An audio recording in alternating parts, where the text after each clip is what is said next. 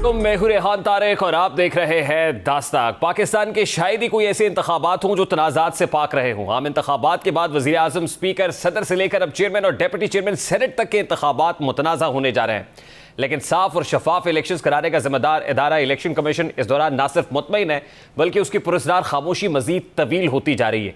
कल सेनेट का इजलास है और इस इजलास में हुकूमती इत्तेहाद को वाज़ेह अक्सरियत हासिल है। ऐवान बाला यानी सेनेट की 30 नशस्तों पर इलेक्शंस के बाद पीपल्स पार्टी सबसे बड़ी पार्टी बन गई है जिसके सेनेटर्स की तादाद 24 है।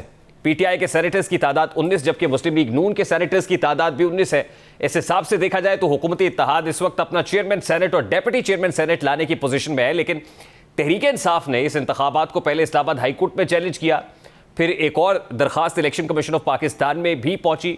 डेप्यूटी चेयरमैन सेनेट को भी एक सेनेट सेक्रेटेरिएट में भी दरखास्त जमा कराई गई। पीटीआई के 5 सेनेटर्स की जानिब से दायर दरखास्त में मौक़िफ़ इख्तियार किया गया है कि आइन के मुताबिक सेनेट अरकान की कुल तादाद 96 है, जिसमें तमाम सूबों की यकसा नुमाइंदगी है। सेनेट में खैबर पख्तूनख्वा से 23 अरकान की तादाद पूरी नहीं है। इलेक्शन कमीशन ने खैबर पख्तूनख्वा में सेनेट इंतखाबात मुलतवी किए। चेयरमैन और डेप्यूटी चेयरमैन सेनेट का इंतखाब ईवान के अरकान की तादाद पूरी करने तक मुलतवी कर दिया जाए।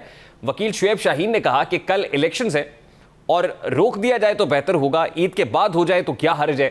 चीफ जस्टिस आमिर फारूक ने पीटीआई सेनेटर्स की चेयरमैन और डेप्यूटी चेयरमैन सेनेट के इंतखाब रोकने की इस्तदा मुस्तरद की। तहरीक इंसाफ ने चेयरमैन सेनेट के इंतखाब के खिलाफ सेक्रेटरी सेनेट को भी दरखास्त जमा कराई। दरखास्त पर सेनेटर्स ज़रका तैमूर, सैफ अबड़ो, फलक नाज चित्राली, फौजिया अरशद और सैफुल्लाह न्याजी के दस्तखत मौजूद हैं।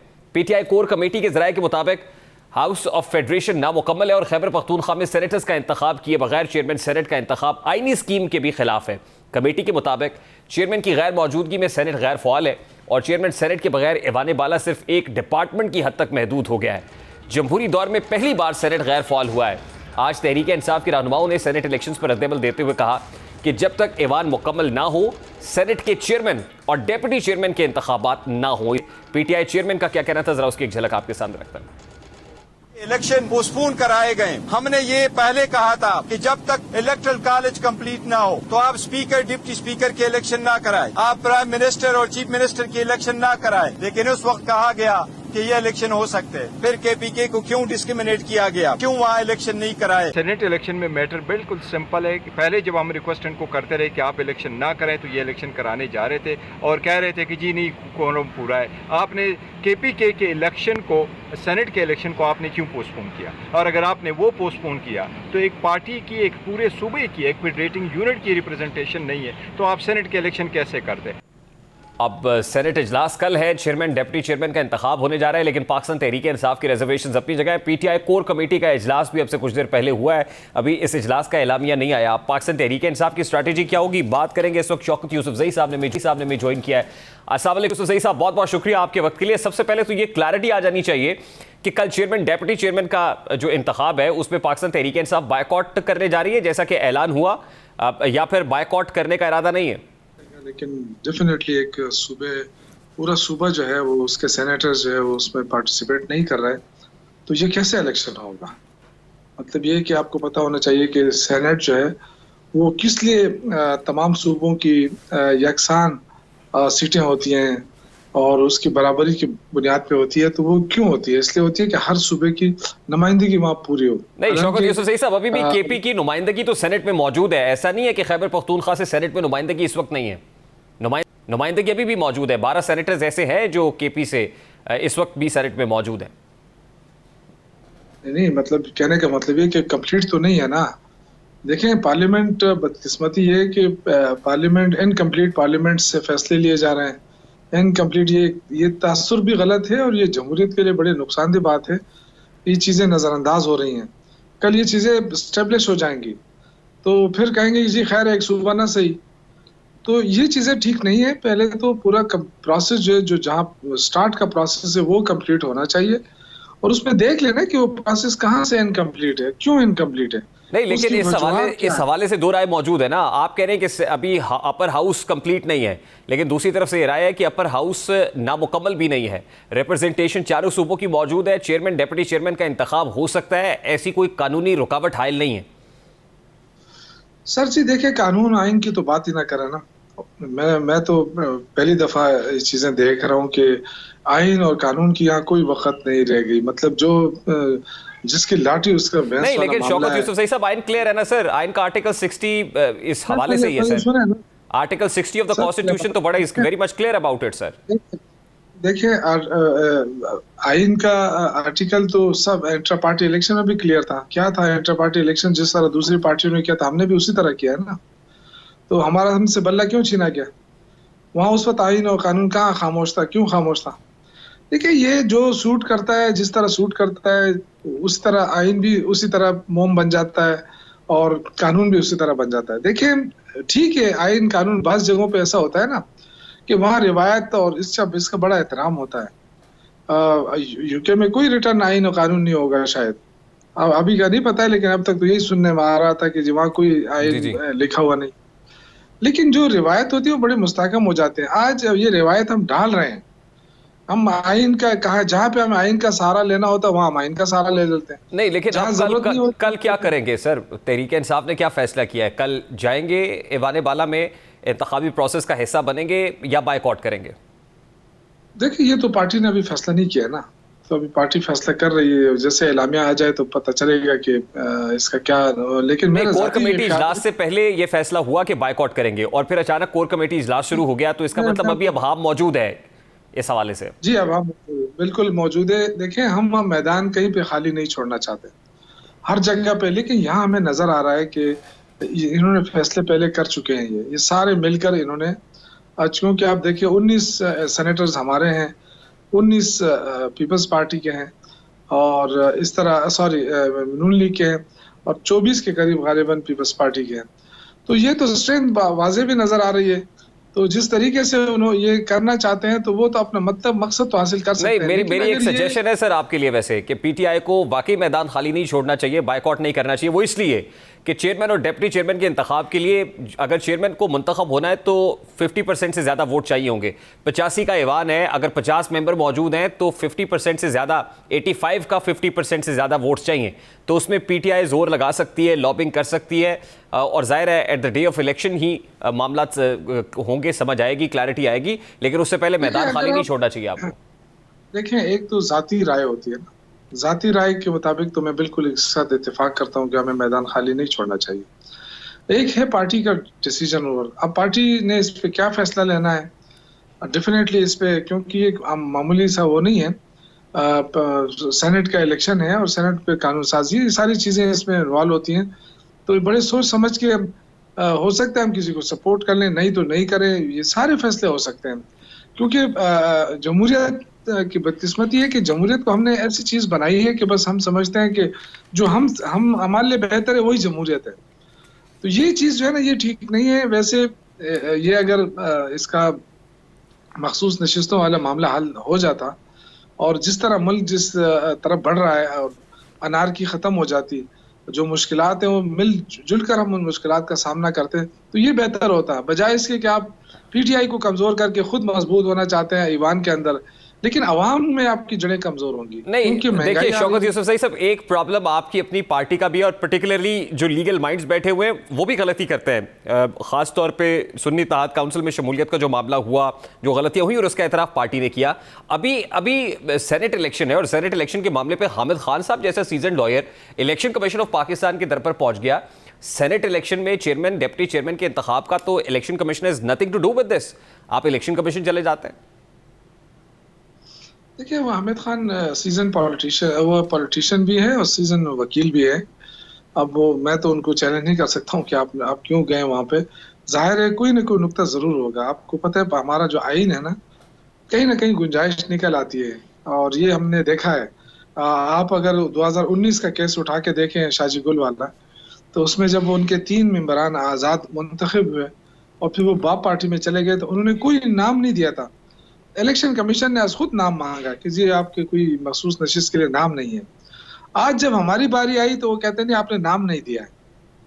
तो झगड़ा तो इसी बात पे है ना कि आपने नाम नहीं दिए थे। तो नाम हम कहाँ से देते? हम तो आज़ाद थे, तो आज़ाद कहाँ से नाम दे देते? जब आज़ाद हम मुंतखब होकर हम अपनी पार्टी के लिए हम गए तो वहां हमसे नाम लिए जाते, हम नाम देते। तो ये जो है ना, ये डबल स्टैंडर्ड। लेकिन देखिए जो सीक्वेंस इस वक्त नजर आ रहा है उस तसलसल के साथ अगर आगे बढ़ें, एक्स्ट्रापोलेट करें उसको, तो कल चेयरमैन डिप्टी चेयरमैन का इंतखाब भी हो जाएगा। आपका एहतजाज हो, बायकॉट हो, किसी दर पे दस्तक देना, वो काम नहीं आएगा। दिखाई तो यही दे रहा है और यही हुआ आज इस्लामाबाद हाई कोर्ट में भी। शुएब शाहीन साहब ने दलाइल तो दिए, लेकिन इस्लामाबाद हाई कोर्ट में भी आपकी स्ट्रैटेजी नाकाम रही है। मैं इस पे पहले कमेंट करते हैं, उसके बाद आगे। जी देखिए, हमारे पास क्या ऑप्शन है, आप मुझे बताएं। ये एक तरफ आवाम है जो महंगाई के दलदल में पिस रही है, मुश्किलात हैं और भी मुश्किलात बढ़ने, हमें दिखाई दे रहा है कि मजीद मुश्किलात बढ़ेंगी जिस तरह बिजली गैस ये महंगे होते जा रहे हैं। इसमें हमारे पास क्या ऑप्शन है? या तो हम अदालत जाएंगे, पार्लियामेंट के अंदर आवाज उठाएंगे, या फिर आवाम के पास जाएंगे। तो आवाम के पास जाना भी हमारे पास ऑप्शन मौजूद है, लेकिन मैं समझता हूँ कि वो फिर हुकूमत के लिए बड़ा मुश्किल मरहला होगा। आवाम को ये फेस नहीं कर पाएंगे, इसलिए हमें दीवार से ना लगाया जाए, हमारी बात भी सुनी जाए, और इससे कोई फर्क ना पड़ता कि अगर ये इलेक्शन डिले हो जाता तो कौन से आइन और कानून की वायलेशन होती। अगर 90 डेज में हमारे इलेक्शन नहीं हो रहे थे और कहा कि जी नहीं हो सकते, तो क्या हुआ? किसको सजा मिली? नहीं सर, नुकसान तो हो रहा है। देखिए, इलेक्शन डिले होने नुकसान तो हो रहा है। This is happening for the first time कि इस वक्त प्रैक्टिकली चेयरमैन सेनेट है ही कोई नहीं। देखिए, मैं यही तो अर्ज कर रहा हूँ ना कि अगर 90 दिन में इलेक्शन हो जाते तो बहुत सारे इश्यूज जो हमें नजर आ रहे हैं वो इश्यूज ना होते, वो हल हो चुके होते। 90 दिन में इलेक्शन नहीं हुए ना, और 90 दिन में इलेक्शन कानून आइन, उस वक्त आपको याद है कानून आइन के किसी ने इस बात पर जोर दिया कि जी आइन का आर्टिकल ये कह रहा है कि जी 90 दिन में इलेक्शन होना है जब असेंबली तोड़े। किसी ने उस पर जोर दिया? कहते नहीं, खैर जी डिले हो जाए तो क्या होगा। तो ये भी अगर 10 दिन डिले हो जाए, इसका फैसला तो आने देते ना। क्या होता अगर ये फैसला हो जाता? हम तो अदालतों के जरिए करा रहे हैं। फैसला तो हुआ ना, पेशावर हाई कोर्ट ने भी कहा, इलेक्शन कमिश्नर ने भी कहा कि हल्फ ले लें, लेकिन स्पीकर ने हल्फ नहीं लिया सर, तो खिलाफ वर्जी तो आपने की है। नहीं, हमने खिलाफ वर्जी नहीं की, हम दोबारा नजरसानी पे गए हैं। हम अदालत से ही नजरसानी के लिए गए और वहीं पे केस पेंडिंग है।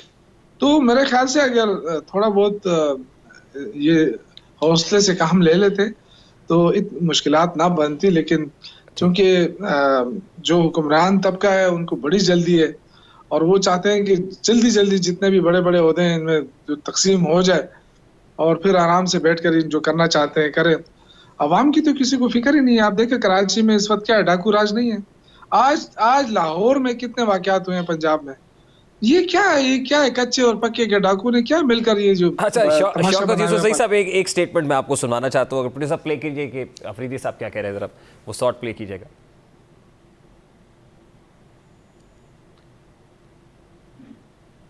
जी मैं शौकत यूसुफ से सब शहरियार अफरीदी साहब का एक स्टेटमेंट है, मैं वो स्टेटमेंट भी आपको सुनवाऊंगा, लेकिन आई होप कि आप तक पहुंचा होगा, जिसमें वो कुछ आस्तीन के सांपों का जिक्र कर रहा है।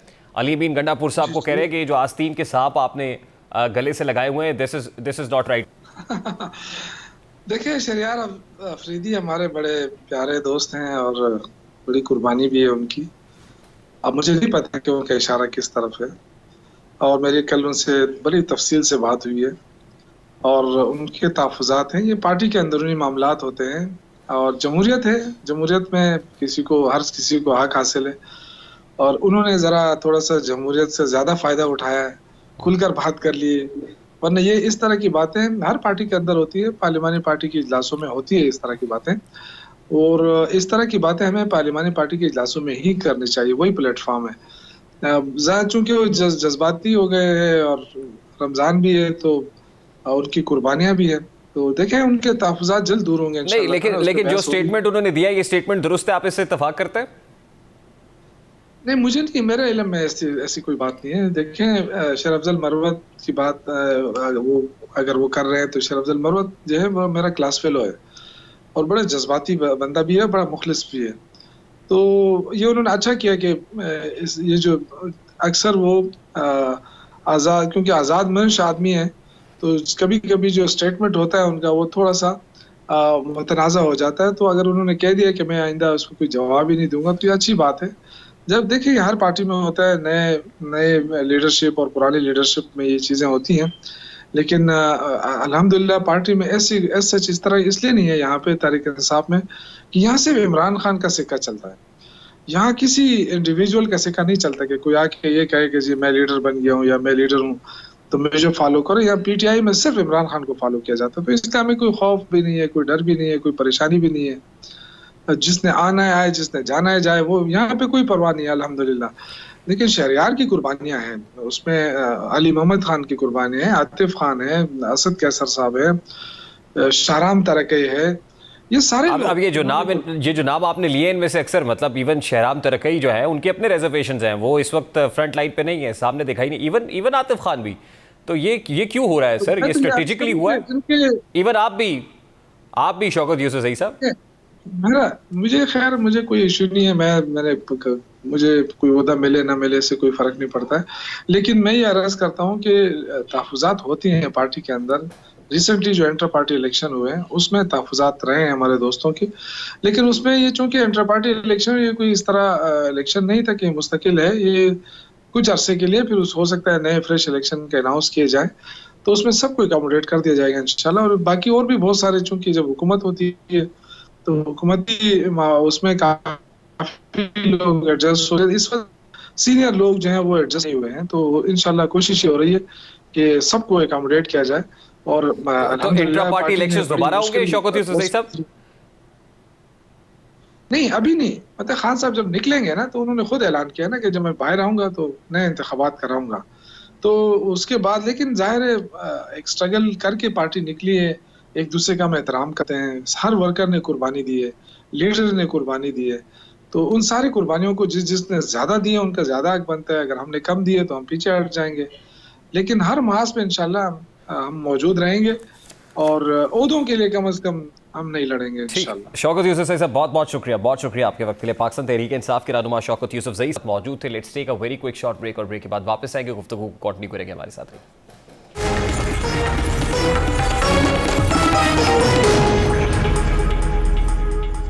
पीटीआई की तरह मुस्लिम लीग नून में भी सर्द जंग जारी है। नून लीग में कहीं लंबी खामोशी की सूरत में एहतजाज किया जा रहा है, तो कहीं गाहे बगाहे बयानात देकर मतलूबा जगह तक पैगाम पहुंचाया जा रहा है। 3 रोज कबल 31 रुकनी वफ्द जब सरकारी दौरे पर सऊदीया गया तो सबसे ज्यादा कमी नवाज शरीफ की महसूस हुई।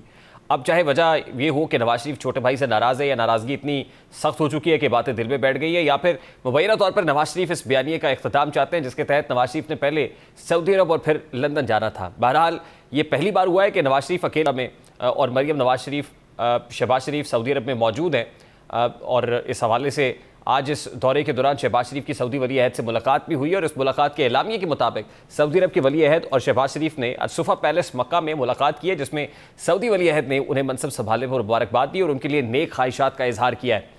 एलामिये में कहा गया है कि मुलाकात में पाकिस्तान में $5 अरब मालियत के सऊदी सरमायाकारी पैकेज का पहला मरहला जल्द मुकम्मल करने के अज़्म का इरादा हुआ है। मुलाकात में पाकिस्तान की मईशत में सऊदी अरब के ताउन को सराहा गया और पाक सऊदिया कारोबार और सरमायाकारी में ताउन बढ़ाने के बाहमी अज़्म का इजहार भी हुआ है। शहबाज शरीफ ने सऊदी अरब की गैर मुतज़लज़ल हमायत और मेहमान नवाजी पर सऊदी वली अहद का शुक्रिया अदा किया है और दो तरफ़ा ताल्लुकात और इक़्तिसादी ताउन को फ़रोग़ देने के लिए पाकिस्तान के अज़्म का अदा किया है। सऊदी वली अहद ने पाकिस्तान का जल्द दौरा करने की दावत कबूल की है और आज शहबाज शरीफ सऊदी अरब में सरकारी प्रोटोकॉल इंजॉय कर रहे हैं। वहीं नवाज शरीफ और उनसे जो नज़दीकी रहनुमा है इस हुकूमत की साख पर उंगलियां उठा रहे हैं। मौजूदा इलेक्शन में हेर फेर के इल्ज़ामात पहले जावेद लतीफ़ समेत कुछ रहनुमा लगा रहे थे, लेकिन अब इस बयानिए में एक और इजाफा सेनेटर अफनानुल्लाह का ये समझते हैं कि जावेद लतीफ़ की बात में वजन है और 8 फरवरी के इलेक्शन दुरुस्त नहीं थे।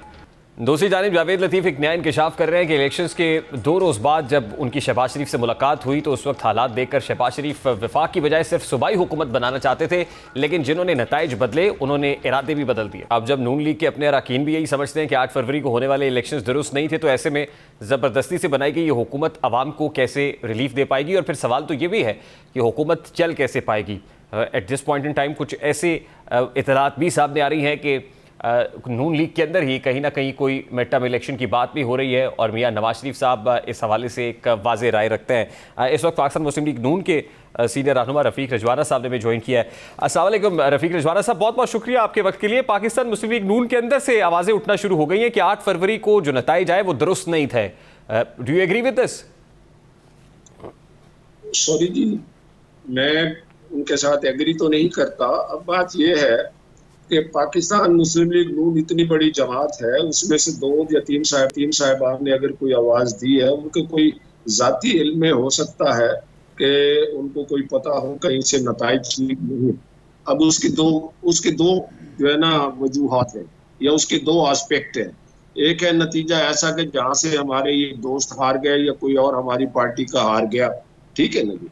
दूसरा है कि अगर वो इस बात से इत्तेफाक करते हैं कि जो पीटीआई कह रही है कि नताइज ठीक नहीं आए, तो वो एक और भी हुआ है उनका। तो इस बारे में मेरा नहीं, वो कहते हैं कि पिक एंड चूज हुआ है, वो कहते हैं पिक एंड चूज हुआ है, और ये कोई और नहीं बल्कि जावेद लतीफ, राना सनाउल्लाह, सेनेटर अफनानुल्लाह, ये सब कह रहे हैं। तो अपने नून लीग की सपोर्ट में से ही आवाजें उठना, ये बाइस ताजुब नहीं है? गुजारिश है, आप फरमा रहे हैं कि सब कह रहे हैं, ये हमारे मोअज़्ज़िज़ दोस्त भी हैं, अफनान बरखुरदार हैं, हमारे सेनेटर हैं, काबिल एहतराम हैं, जावेद लतीफ ज़ाती दोस्त हैं, सनाउल्लाह ज़ाती दोस्त हैं, lot of respect for them. उनका एक अपना एक सोच है, अपना एक नजरिया है, विद ऑल ड्यू रिस्पेक्ट। वो जिस तनाज़र में बात करते हैं, उनके कोई तफसीली इंटरव्यू लें, उसमें बात जो है खुल के सामने आ जाएगी। अब बात यह है कि as a principle, as a whole, तो मैं एग्री नहीं करता किसी इंडिविजुअल केसेस में, नॉट इंडिविजुअल वन, मतलब इंडिविजुअल केसेस में कोई ऐसी बात हो तो कहा जा सकता है कि पिक एंड चूज है, वो मैं इस बारे में एग्री नहीं कर सकता। मगर सब्जेक्ट टू कि उसमें कोई ऐसी चीजें हो, ऐसे सबूत हो जिसको सामने लाया जाए, तो फिर ये कहा जा सकता है कहाँ पिक एंड चूज हुआ है। पिक एंड चूज की किस्में होती है। एक पिक एंड चूज है, पार्टी करती है जी, पार्टी मुझे पिक कर लेती है, आपको पिक नहीं करती, मुझे चूज कर लेती है, आपको चूज नहीं करती। यू कैन से कि पिक एंड चूज है। नहीं, वो within the party pick and choose की बात नहीं कर रहे, वो इलेक्शंस के नताइज में पिक एंड चूज की बात कर रहे हैं, जो जाहिर है नताइज तो पार्टी ने नहीं बनाए ना सर। देखिए, उनके जाती इल्म में कोई ऐसे केसेस होंगे तो they can be the best जजेस ऑफ देयर ओन। अच्छा, मेरा बड़ा सादा सा सवाल है रिजवाना साहब आपसे, क्या नून लीग के अंदर कहीं मिड टर्म इलेक्शन की तैयारी हो रही है? नहीं, बड़ा सादा सा जवाब है, ये तसव्वुर में भी नहीं। मियां नवाज शरीफ साहब ने अपनी पार्टी के लोगों को कहा है तैयारी पकड़े मिड टर्म इलेक्शन की? नहीं, मेरे इल्म में नहीं। और कैसे हो सकता है, अभी 8 फरवरी को इलेक्शन हो रहा है और अभी मिड टर्म इलेक्शन कहाँ से पकड़े? 2 साल के बाद? नहीं, 2 साल के लिए। ये साथ देखे ना, बात ये है, ये सारे कारखाने जो है ना, ज्यादा तो मीडिया में लगे हुए हैं माजरत के साथ कि 2 साल हुकूमत चलेगी, हुकूमत नहीं चलेगी। 1 महीना 15 दिन पहले से ही, 15 दिन के बाद ही फौरी तौर पर ये क्या असर आई है, मैं नहीं समझता कि इन क्या असराइयों से माजरत के साथ, इंतहाई माजरत के साथ, मेरे समेत हम सारे जो है ना बशमूल मीडिया, हम कोई मुल्क की कोई जायज खिदमत कर रहे हैं। खतरात से आगाह करना जरूरी होता है, मगर ये खतरात नहीं। अभी 8 फरवरी का इलेक्शन हुआ, जिस किसी के साथ कोई समझता है मेरे साथ धांधली हुई है, he should approach the court of law। लोग चले गए, इलेक्शन पिटीशंस किए हैं, अदालतों में केसेस ज़ेर समाअत है, तो फिर तो हर इलेक्शन क्वेश्चनेबल है। हर इलेक्शन 15 दिन के बाद, 2 महीने के बाद, 6 महीने के बाद, साल के बाद, 2 साल के बाद हर दफा इलेक्शन करते जाए तो कैसे चलेगा ये मुल्क? अच्छा, ऐसी मालूमात थी रजवाना साहब कि मियां नवाज शरीफ साहब को आखिरी अशरे में सऊदी अरब जाना है, लेकिन नवाज शरीफ साहब तो नहीं गए, शहबाज शरीफ साहब और मियां साहब की अपनी साहबजादी मैडम सीएम गई हैं, तो क्या नवाज शरीफ साहब को बाहर जाने से कोई ताकत रोक रही है? नहीं, ये तो कहने की बात नहीं है जी। अल्लाह ताला का फजल है, हमेशा उम्र में जाते हैं, इस सफर नहीं गए तो उनकी जाती वजूहत। तो रोकना कौन है, किसने रोकना? कोई ईसीएल पे नाम है, कोई उनके खिलाफ कोई मुकदमा है, या कोई वो ऐसी चीज है? खुदा के लिए ऐसी बातें न करें। मैं गुजारिश करूंगा कि सवालों को जरा थोड़ा डिफाइन कर ले तो मेरी मुद्दबाना गुजारिश होगी, ज्यादा बेहतर है।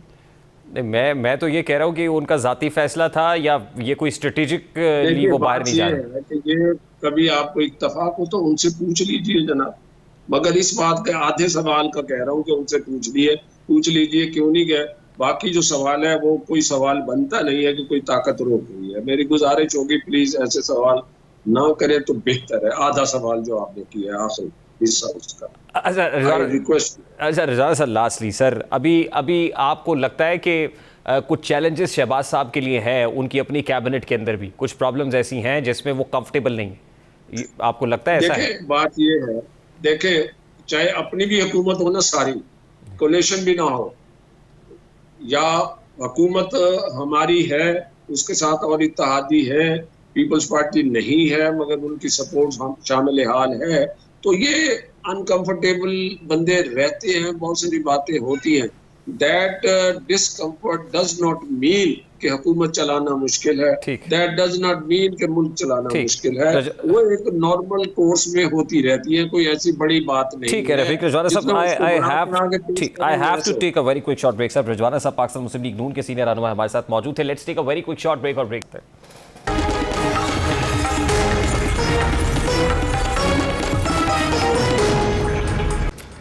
छह जजेस जिन्होंने इस्लामाबाद हाई कोर्ट की जानिब से जो 6 जजेस थे जिन्होंने सुप्रीम जुडिशल काउंसिल और सुप्रीम कोर्ट ऑफ पाकिस्तान को दरखास्तें लिखी थी, उनमें से एक जज के अगेंस्ट सुप्रीम जुडिशल काउंसिल में एक शिकायत आ गई है।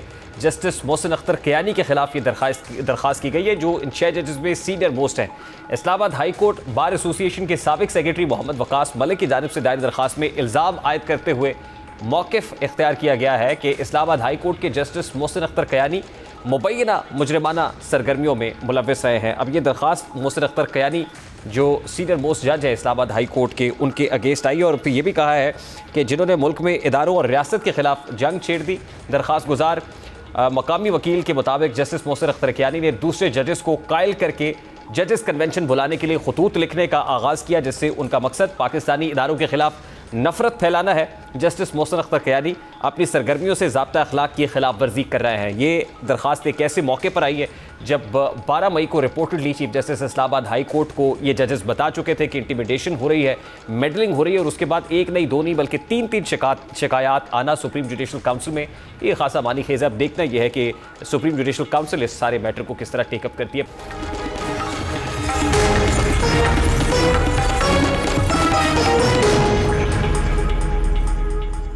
नेपरा की जानिब से ईद से पहले आवाम को तोहफा बिजली के ज़ोरदार झटके की सूरत दिया गया है, जहां बिजली के फ़ी यूनिट में 4 रुपये 92 पैसे इजाफा कर दिया गया और 4 रुपये 92 पैसे फ़ी यूनिट इजाफा फरवरी की माहाना फ्यूल एडजस्टमेंट की मद में किया गया है, जिसके बाद ये बताया जा रहा है कि ये इजाफा अप्रैल के बिलों में वसूल किया जाएगा, जबकि मजमूई तौर पर जो सारिफीन हैं उनको ये 40 अरब रुपए उनसे वसूली की जाएगी।